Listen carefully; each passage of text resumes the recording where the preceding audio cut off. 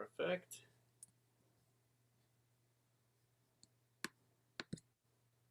And here we go. Hello and welcome to the Mastermind, Body, and Spirit Show. I'm your host, Matt Belair. As you know, we are facing extreme censorship alongside many other truth seekers out there. If you want to support this show, please go over to mattbelair.com and sign up for the email list. Become a member for exclusive and censorship-free content by donation or even for free.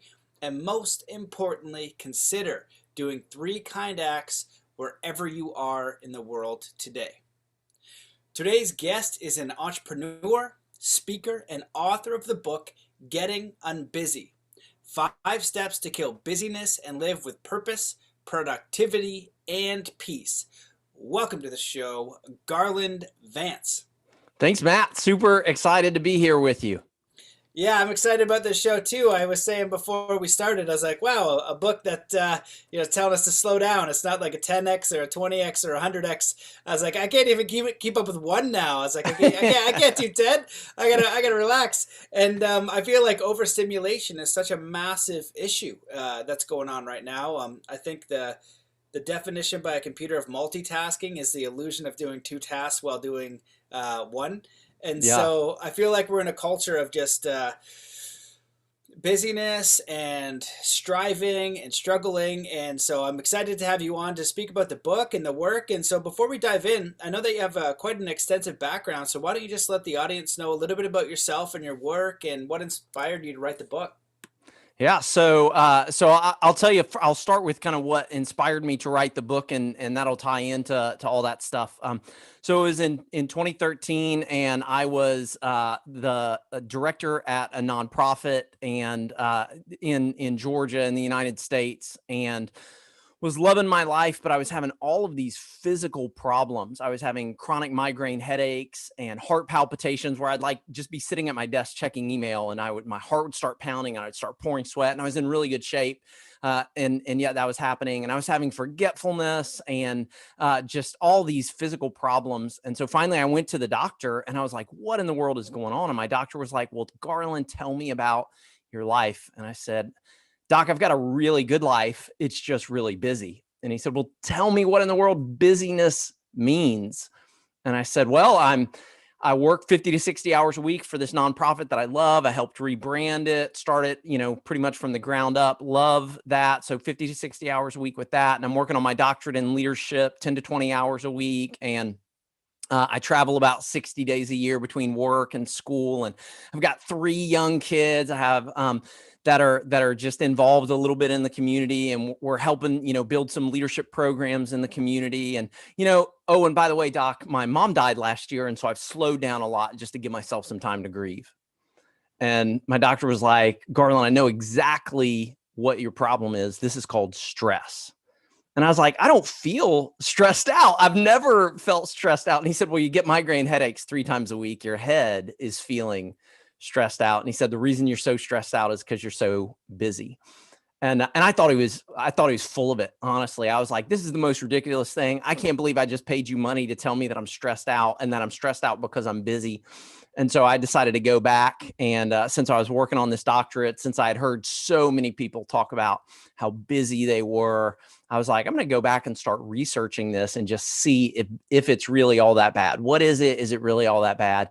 And as I started diving into the literature and understanding it, I was like, this thing is killing us. Like, it's killing me. He's not joking. Like, it's killing me. It's killing us. And we're all bragging about how busy we are. So I fast forward just a little bit, left that organization about 2 years later, went to work a couple more years as a leadership development pastor at a church in the Houston area. And as I was there, I just said, I've finished up my doctoral work, and I was like, man, this is a book that I cannot keep within me. It's got to get out into the world, because we're all bragging about this thing that's really killing us. And so, man, that's how the book came about. I love that, man. That's amazing. It's funny because so many people don't even notice what's going on. You know what I mean? We think that this is normal, and like you said, we celebrate it. It's like how busy are you? It's either like, oh, I'm just on the grind, or I'm doing this, or I'm doing that. And I remember when I was in high school, all of my friends, they were going to go to university, and which was fine. You know, there's no problem if you want to go to university. But I was like, you guys want to work 40 hours a week, some even more, and you get 2 weeks off a year, and you know this is the design of life that you want. I was like, that's that's all you can imagine. You can't imagine anything else. And then as we get older, it's like, you know, the people in the industries where they're kind of coveted, you mean like a doctor or a lawyer or something else professional, they work 60 or 80 hours a week. And I was like, Yeah. that's your life. Why would you design it like that? That seems very stressful. Maybe for a period of time to accomplish something else, I can see the hard work and effort, which I believe is very important.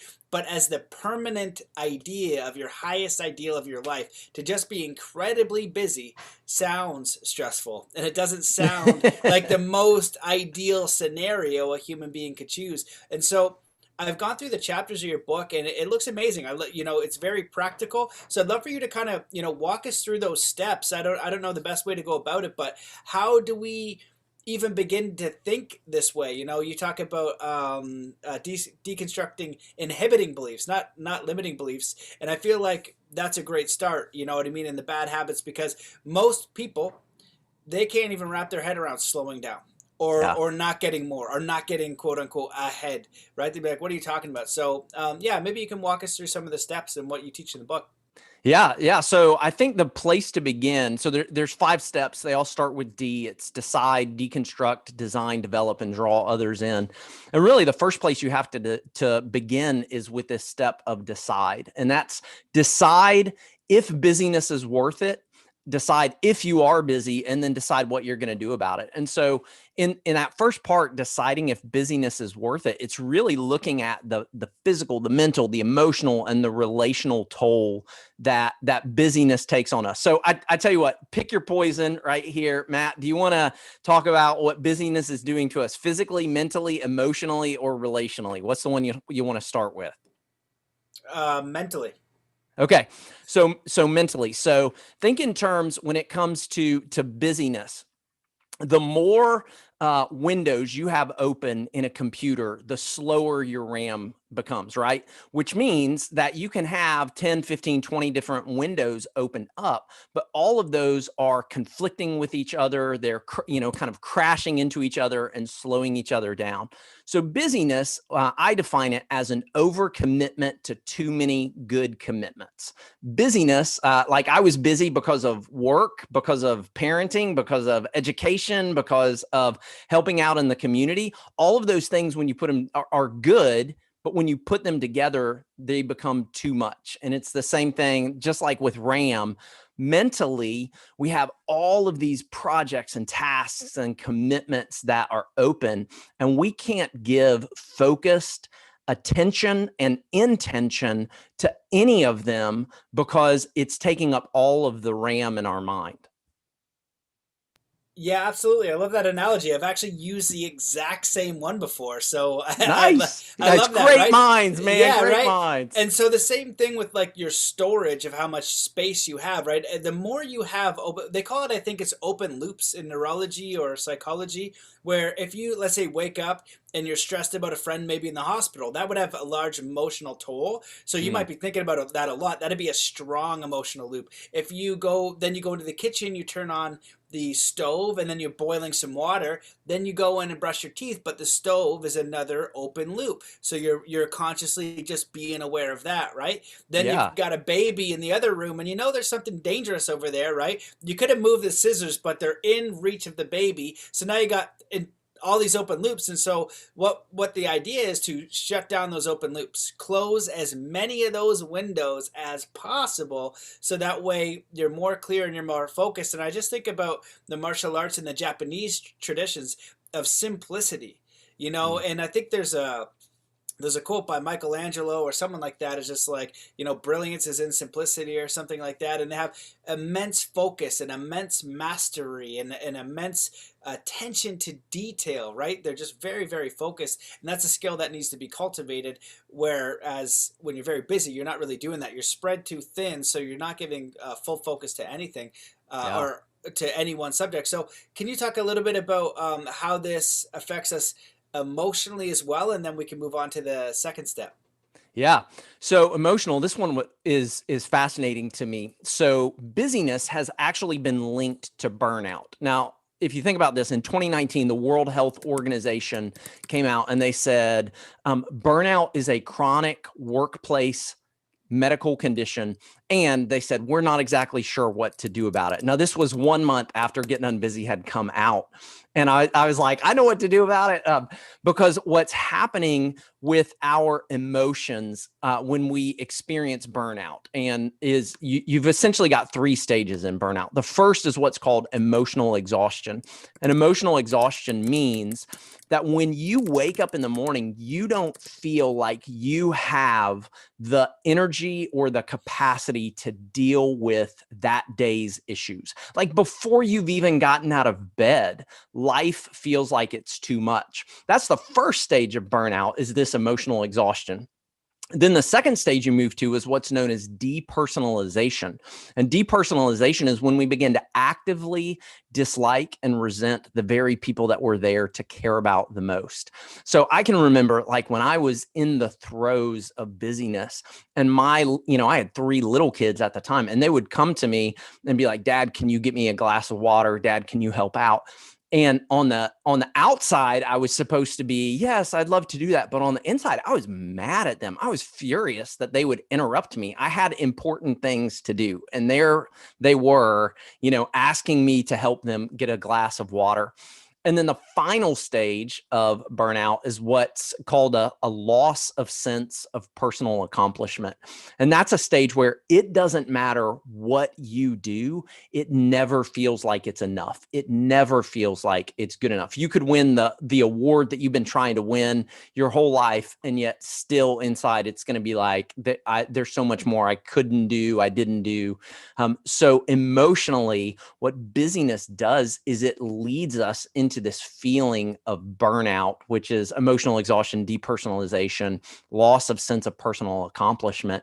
And none of it is because those things are true. It's because we're so busy that we can't slow down enough to enjoy life and enjoy the moment we have in front of us.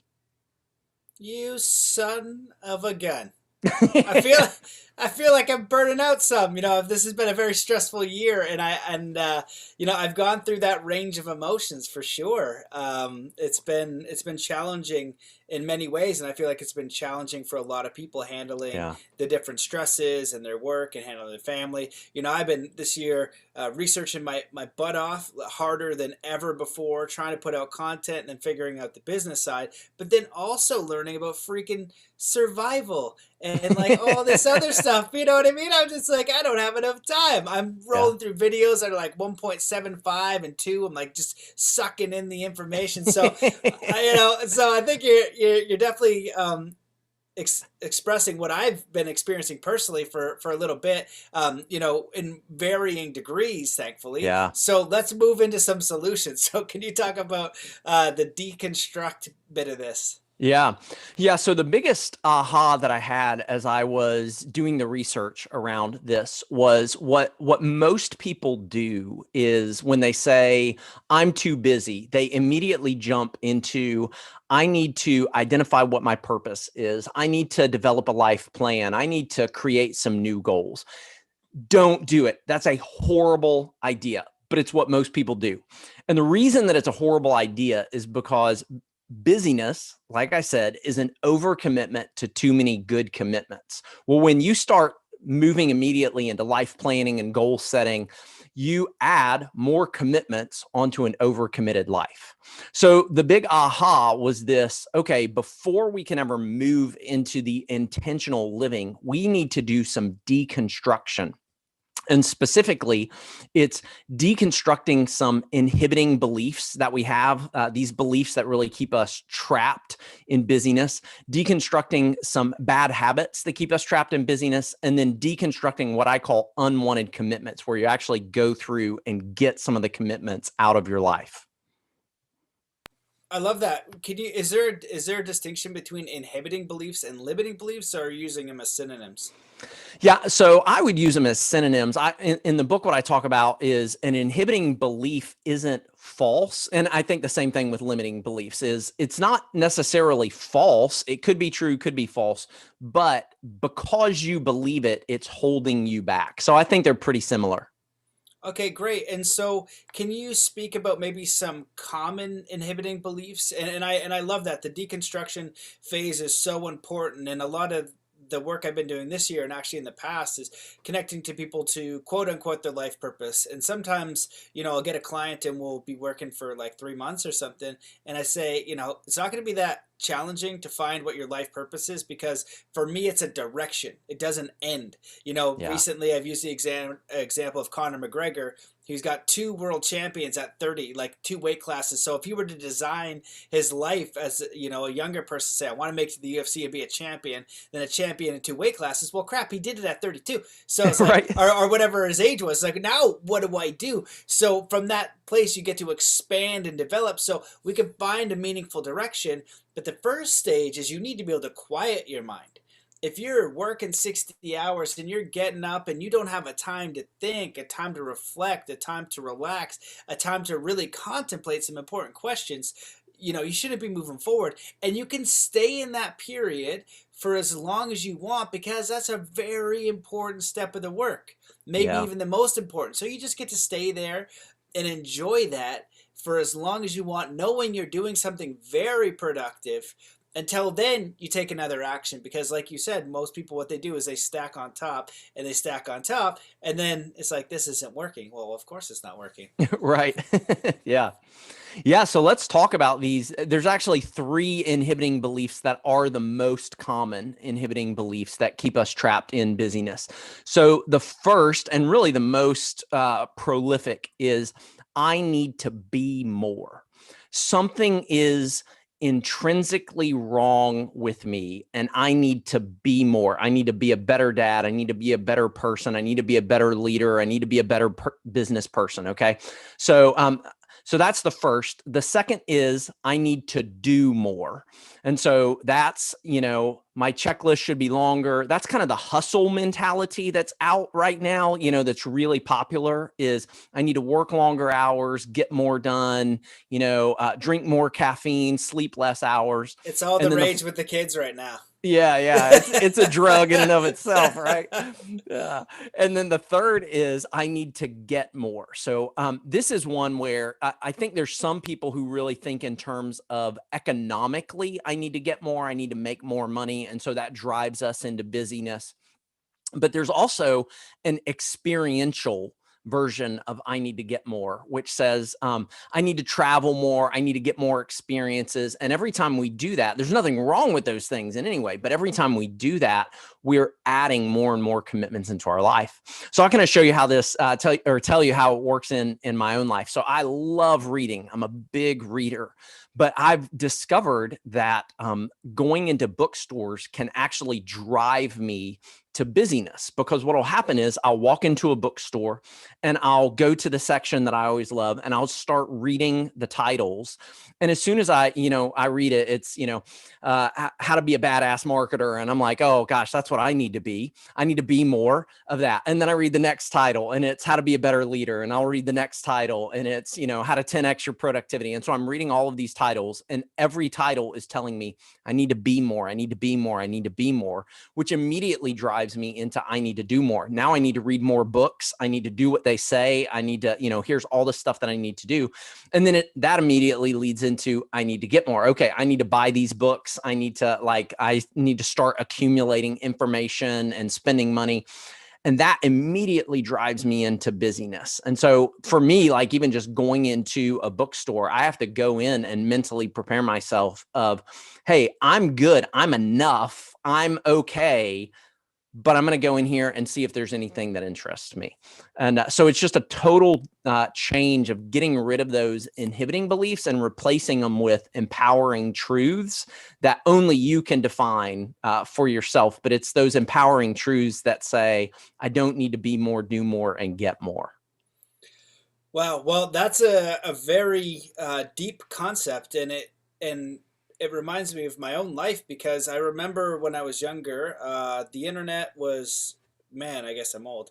The internet was kind of like coming in, and like I remember finishing high school and was like, whoa, like there's so many books I have time to read now because I wasn't interested. And I was reading some stuff here and there, but I would go into the spirituality section and the self-help section, and I would see the whole row of books, and I'd be like, oh my goodness, I got to read through all these. And I remember clearing out sections of books over a summer over time, and then Audible came in, right? And I started crushing on Audible, and I would get the CDs. This is back in time with the CDs. I go to the library and get all those personal development tapes. So I'd take those CDs, I'd upload them onto my computer and just crush and then crush, whole sections I'd be wiping out of the library. And then I went to a bigger city and had a better library. And it's like, oh my God, right? So each time it gave this feeling of like not enough and I needed to be more. And then every time I would just crush so much content, I would kind of feel the same. Yeah. I wouldn't emotionally feel like I had gotten anywhere. I kind of was like, yeah, I got all this done. But, I feel like in one way it's a trap and a very deep concept of just being enough as you are. And that's something as I've gotten older that I've really tried to embody for myself and then definitely in what I teach, because one of the examples I give is my daughter is like 15 months or 18 months and she's super tiny. So is she enough when she can speak English? Is she enough when she can ride her bike? Is she enough when she's in high school? Is she enough when she graduates high school? Is she enough when she graduates university if she chooses to do that? Is she enough when she starts her first job? Right? And so the interesting thing is some place we believe we're adults, right? Wherever that happens, if it's at 25, if it's at 30, if it's at 35, but you could be 21 to 23 or 29 and start a business, and maybe that business fails, and then are you not enough then? Or maybe you get this big raise and you climb up the ladder. So the whole point of this is to say that we can be enough as we are wherever we are in the process. It's just if we're going to choose to have that perspective and actually integrate it, because I even had a guest on a while back, and he was very successful in every way, financially, emotionally, spiritually, and he was in his years. He'd released a great book, and then we had like a 2-hour talk after the podcast. He invited me on his show, and he's just like, it was great to talk to you because I'm trying to figure out what the heck I'm going to do now. He accomplished so much in his life. Wow. And he was at this stage where he was beginning to re-explore and reimagine, after creating multi-million-dollar businesses, successful books, and a radio show. But he came to that sense again. And so it's this never-ending process. And we all have to learn that the truth is we are enough as we are now. Just can we integrate that? Because there's usually something else. And I say, like, if there's anything else that makes you fulfilled, like a job or a material item or a relationship or a book that you need to read or whatever, that's not as true as being fulfilled and whole and harmonious as you are now without that thing. And no matter what that thing is, it will change. Whatever it is that you think you need, whether it's a relationship or money or the job, it will change. And so that's not the thing. That's a trap. That's an illusion. So maybe you want to speak on that a little bit. What do you think? Yeah, well, and I think that's exactly what happens with busyness is we convince ourselves that the busier we are, the more important we are. Busy people, we convince ourselves busy people are important people. And so if every minute of the day is filled with obligations, then I must be important. And then we begin to convince ourselves if every minute of the day is filled, then it's in an indication that I'm striving for something. I'm striving for greatness.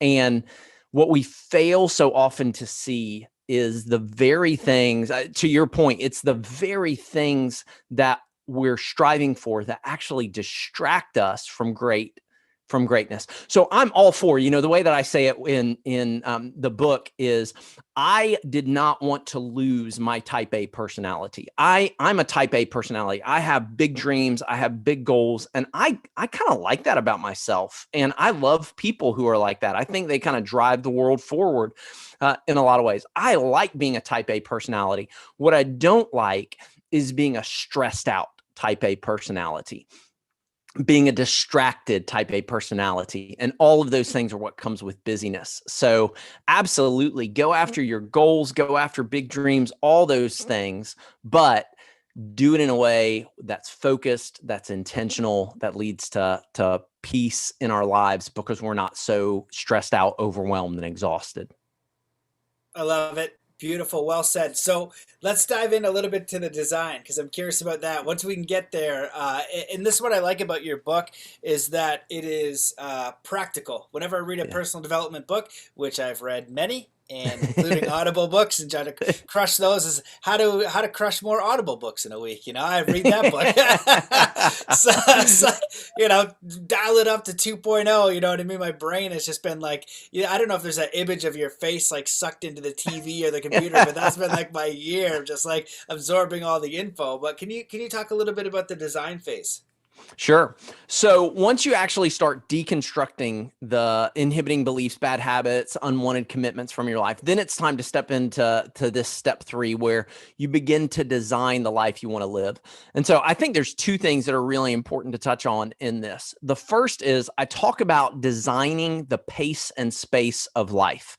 And what I mean by that is you actually have to pick how you want to live. What's the speed that you want to live at? What's the space or the margin that you want to have in your life? And what I was seeing so many people do is they would get out of one meeting and they would already be late for the next meeting. They would, they were like running down the hall, panting, just trying to make it to their next obligation. And for me, what I said is again, I'm going to be a high achiever, but I want to do it in a way where I can move at a pace that pays attention to relationships. I want to move at a pace that can stop in the moment and enjoy things. I want to make sure that I have tons of margin. So you want to design the pace and the space. And then the second insight that I would say from this step is you want to design what I called the core 4. Now, this was incredible. As I started researching, one of the questions in my mind was, what do highly productive but unbusy people do differently with their calendars? How do they design their lives differently? And here was the thing that threw me for a loop is most people talk about relationships and recreation, doing things you love to do, and rest, sleep and mental rest and reflection. They talk about relationships, recreation, rest, reflection as if they're really, really important. And then they try to cram those into the nooks and crannies of life. But the problem is for busy people, there are no nooks and crannies in life. Their lives are so overfilled. What I found is that highly productive but unbusy people would actually go into their calendars, and the first things that they did is they scheduled their time in relationships. They scheduled recreation, doing things they love to do for the sheer enjoyment of doing it. They scheduled rest and they scheduled reflection, and then they built everything else around that. So rather than trying to fit those in to spaces in life that don't exist, they prioritized those things and then built everything else around them. So if you want to design an unbusy life, that's what you begin to do is you put relationships and recreation and rest and reflection, put them into your calendar, make sure they get into your life, and then build everything else around it. That's amazing. I love that too. And I think that it makes sense in terms of optimization as well, because those are the things that we somehow rationalize are not important. Like Yes. whenever we sit down and we think about our values or your end of life, right? And we know what people regret the end of life is not spending time with family or kid. They're like, I wish I didn't work so much. And everyone's like, I really wish I worked more hours and spent less Right. less time with my family. That was no good. And so we know that from interviewing people who have passed on. But what happens, we get stuck in the mind, and the mind will rationalize why our health is less important, why our reflection and downtime is less important, why this relationship can kind of hold off. And what happens is that our enthusiasm and our emotions go down. Yep. And as emotional spiritual beings, we need that high and intact and full of integrity to be focused, to be energetic, to be present, to be positive in all the other aspects. And so it's like going into a UFC fight or going into the Olympic gold medal competition. Let's just say rowing, because that's apparently the most brutal one there ever was.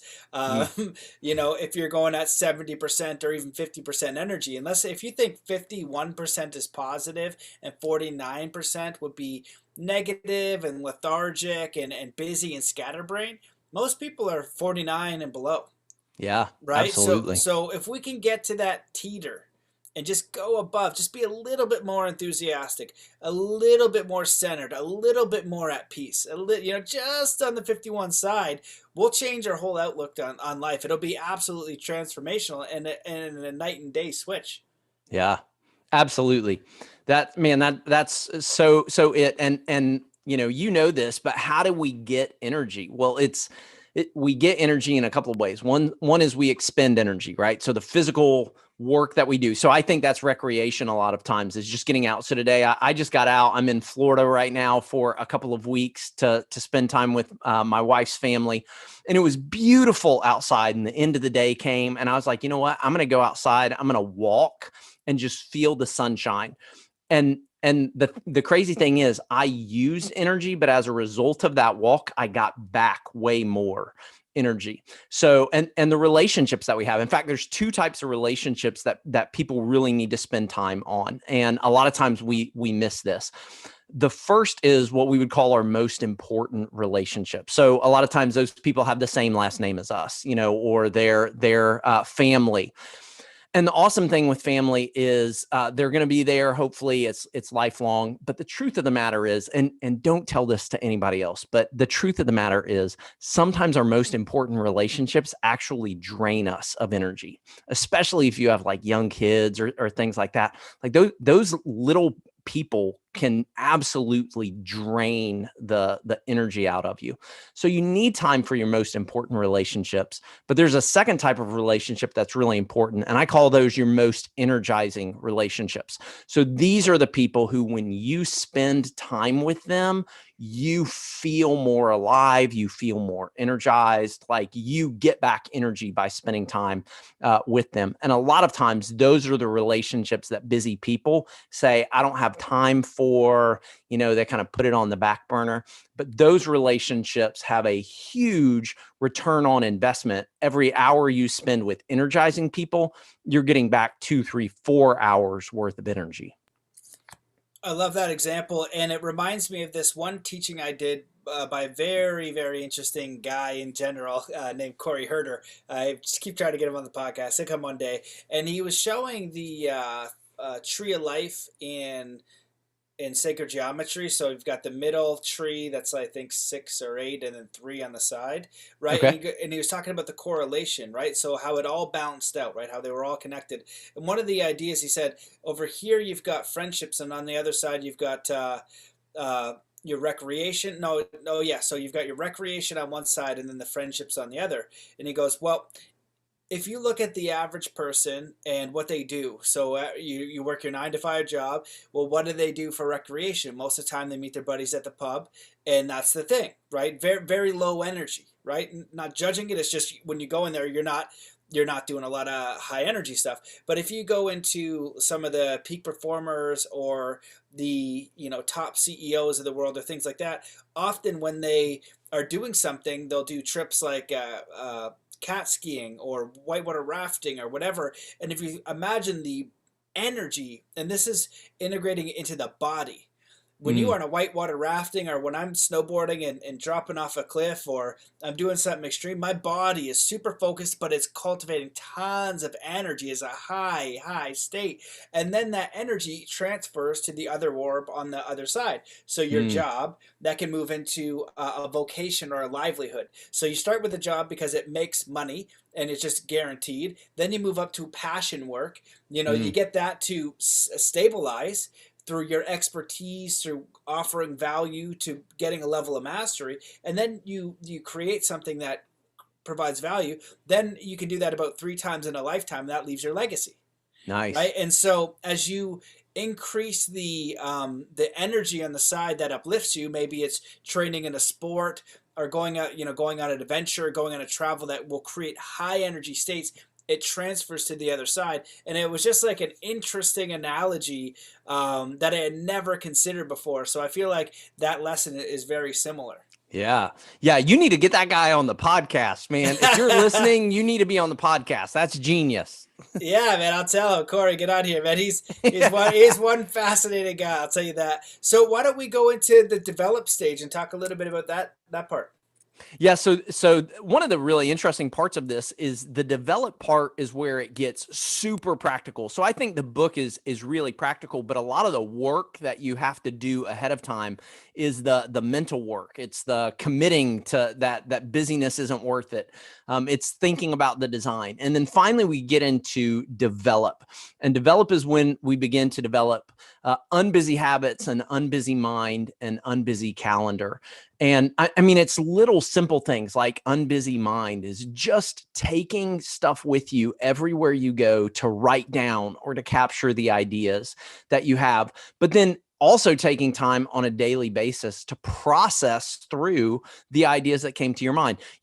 I can guarantee you will have more ideas than you will ever have time and energy to do all of those ideas.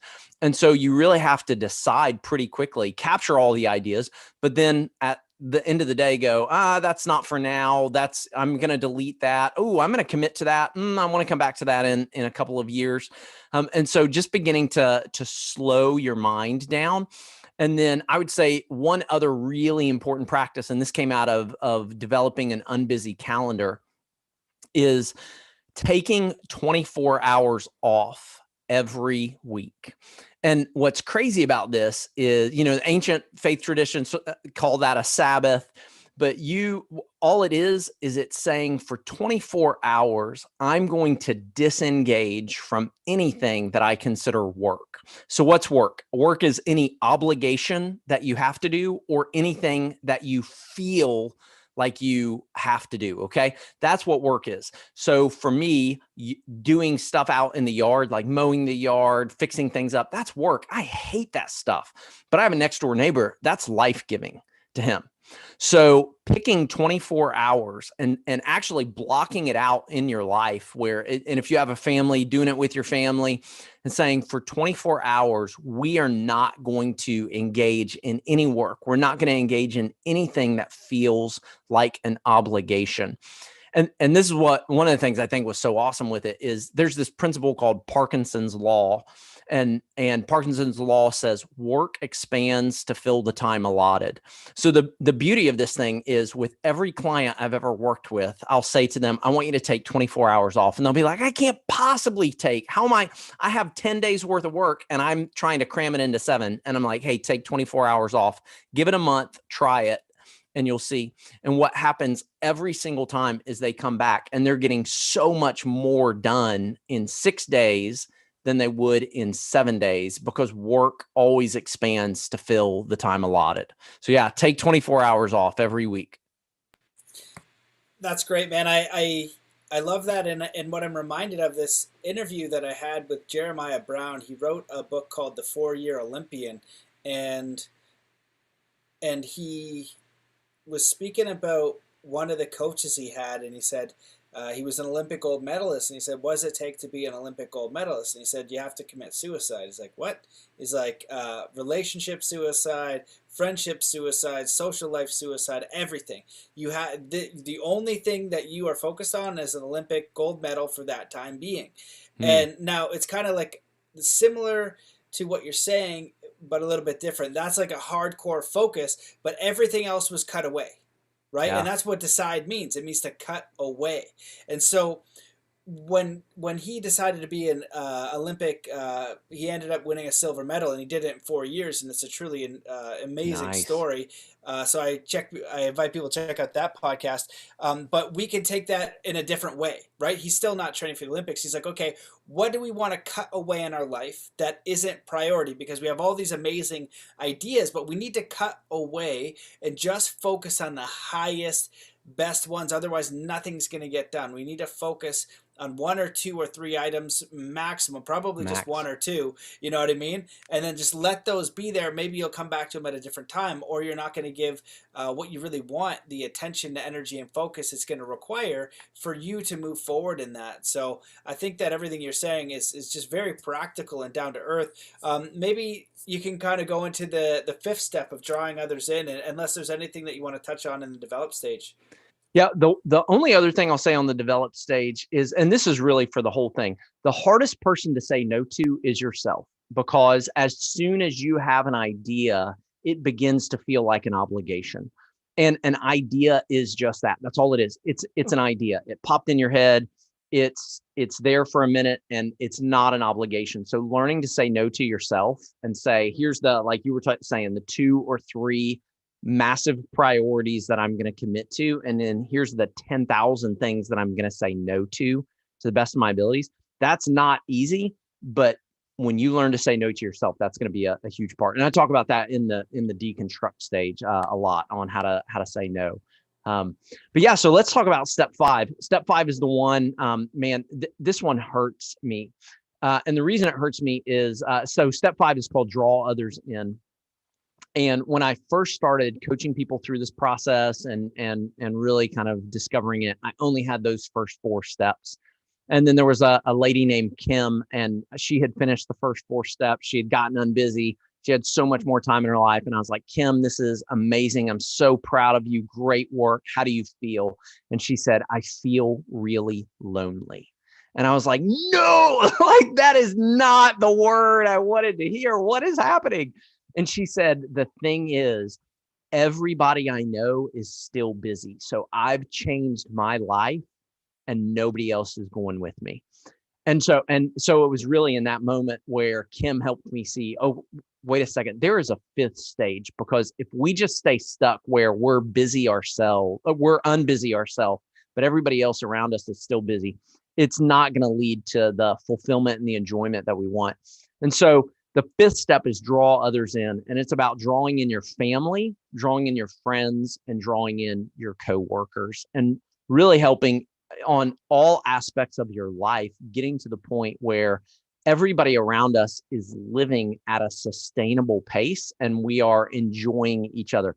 And this can even happen in huge corporations, where huge corporations will begin to say, wait a second, if we can limit our priorities, if we can get really focused on the 2 or 3 things that we're really aiming for, then everybody can live a more sustainable life, which makes a better organization. It makes a better customer experience. I mean, there's so many benefits to it, but most companies and even most families think in terms of, how do I cram more stuff in? So drawing others in is the 5th step. Yeah, man, that's really important. And as consciously trying to figure out a different way to say I love that, because I've said that, pretty much everything says I love that, man, because I agree 100%.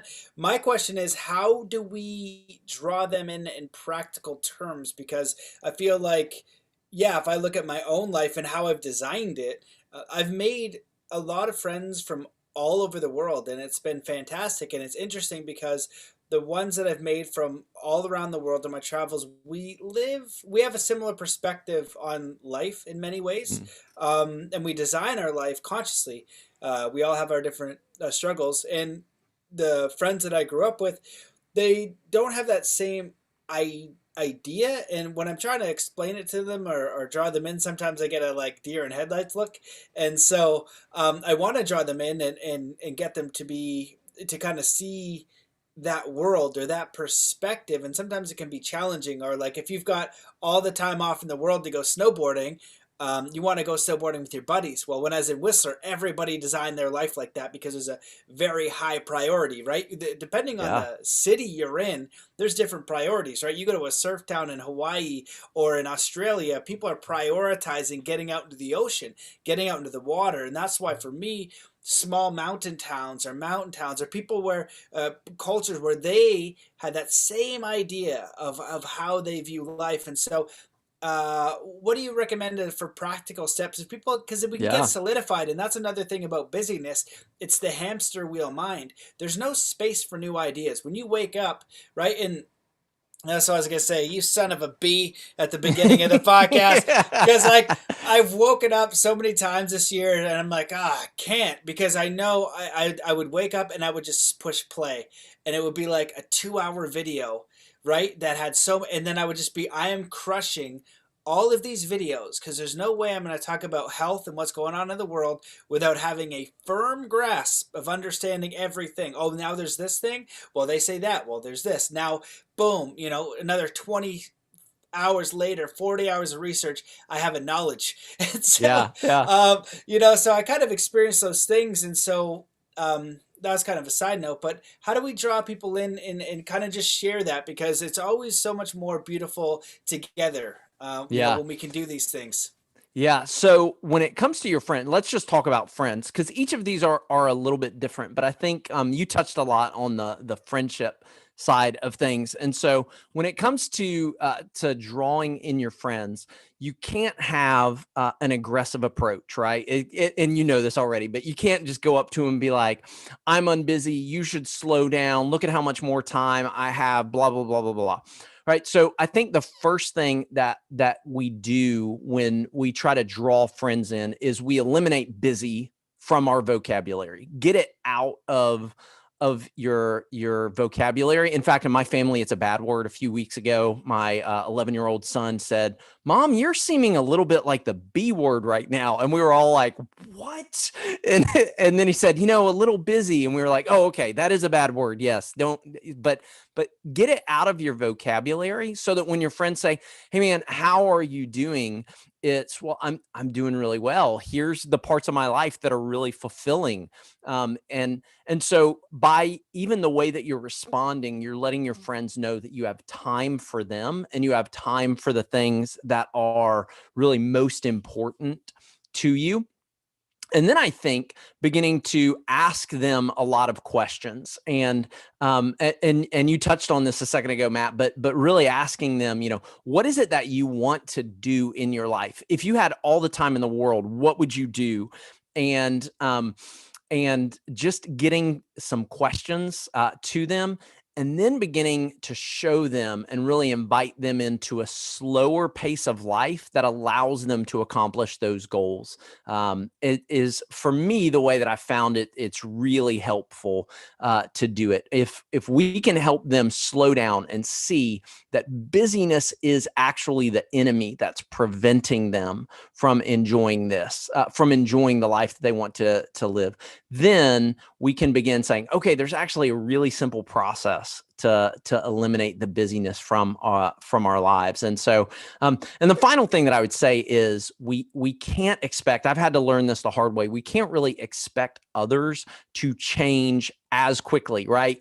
Once you've learned something, you can't unlearn it, but everybody else around you might still be ignorant of it, and that's okay for them. And so it's really beginning to accept that their journey to unbusy might take a lot longer for them to even be convinced that it's the way that they need to go. So just giving a lot of grace and a lot of patience in the midst of it so that they can eventually slow down.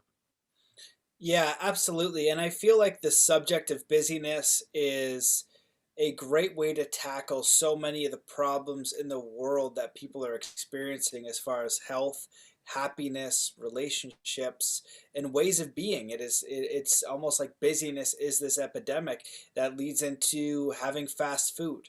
Yeah. And not taking care of your body and the way you think and the way you treat people and your emotional states. And so, if you're waking up and you have a busy mind, you're going to be more stressed out, the energy's going to be low, and you're going to have problems over time. And the Yep. body is magnificently resilient. It's incredible if you are treating it correctly with the proper food, the diet, the exercise, all those different things. It's not that complicated. It might take you 10 years of busyness to finally, put some damage on this thing.